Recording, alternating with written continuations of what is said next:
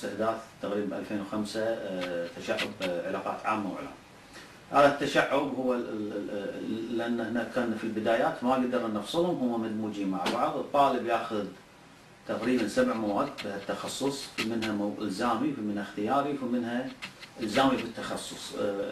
فهي ياخذ المادتين، ياخذ العلاقات العامة بعض المواد، وبعض المواد ياخذها تخصص دقيق جدا في الإعلام. وبين المواد اللي تشمل التخصصات الاثنين.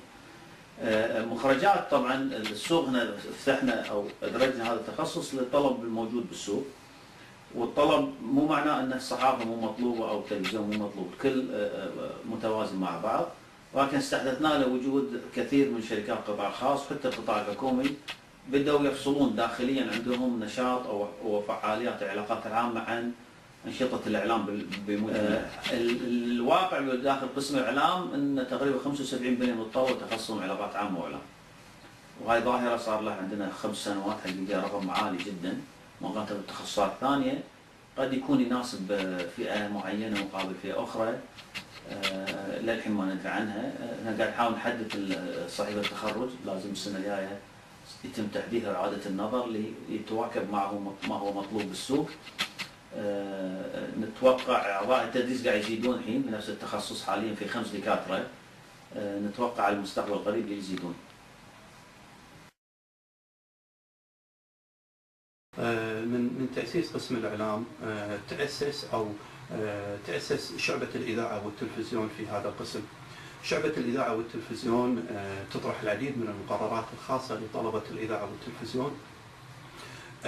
من ضمن هذه المقررات مقرر الإنتاج التلفزيوني المبتدئ والإنتاج التلفزيوني المتقدم، وقبلها الطالب لازم ياخذ كتابة نصوص والأخبار الإذاعية والتلفزيونية، وآخر مقرر ياخذ مقرر التدريب التلفزيوني.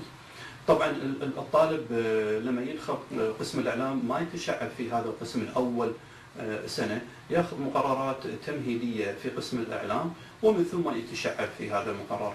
طبعا في اشياء تحدده اذا هو راح يتشعب في الاذاعه والتلفزيون. يمكن تخصص الاذاعه او تشعب الاذاعه والتلفزيون يختلف عن التشعبات الاخرى، انه يطغي عليه الجانب العملي.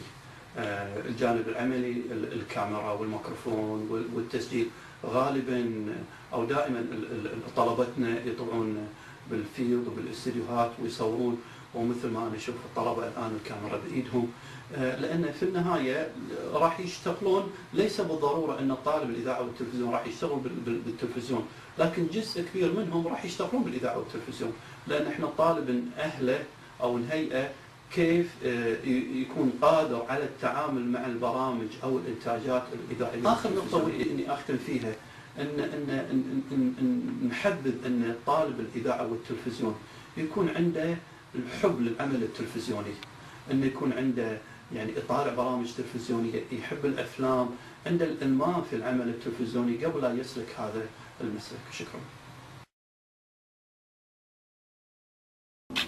الصحافه كتخصص هي اقدم يعني تخصص ظهر في الاعلام، باعتبار ان الصحافه وسيله الاتصال، يعني الصحافه المطبوعه هي اقدم اشكال الاتصال اللي اخترعها الانسان منذ اكثر من 500 سنه. فالاصل في دراسه الصحافه ان هي الصحافه المطبوعه، وهي في النهايه اسلوب التواصل بالكتابه، لانه اسلوب التواصل في الاذاعه عن طريق الشيء المسموع، وفي الاذاعه والتلفزيون عن طريق المرئي والمسموع.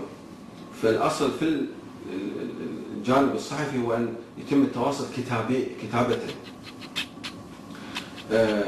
ولذلك التخصص هذا يعلم الشخص اسلوب التواصل كتابة باستخدام الصحافة الإلكترونية، مرحلة الصحافة الإلكترونية اللي هي أيضا التواصل بالكتابة ولكن إلكترونيا وليس الورق المطبوع، لأن المستقبل الورق المطبوع النهاية. وبالتالي اليوم نتكلم عن صحافة تتعلم فيها الكتابة، لكن الكتابة الإلكترونية والإخراج إلكترونيا والإعلان والأمور هذه كلها متعلقة بمسألة العمل الصحفي، ولكن على المستوى أو على التقنية الإلكترونية.